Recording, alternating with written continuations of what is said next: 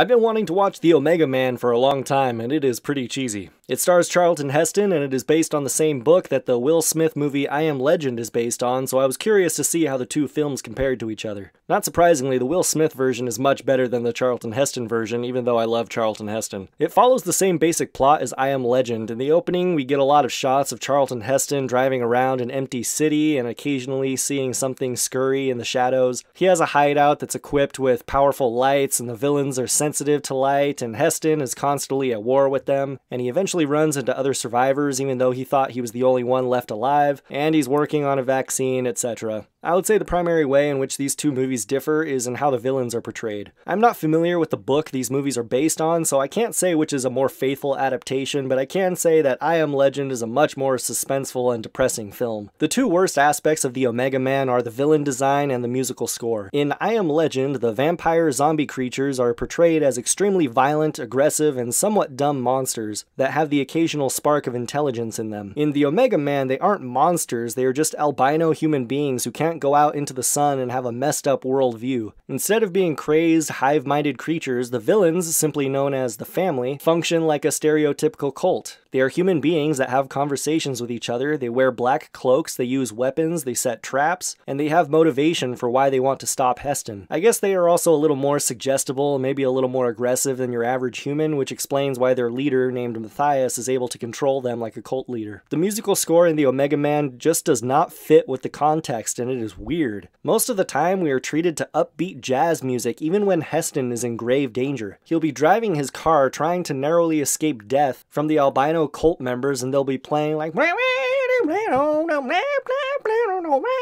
or he's about to be burned at the stake by the Family, and for some reason they're playing this triumphant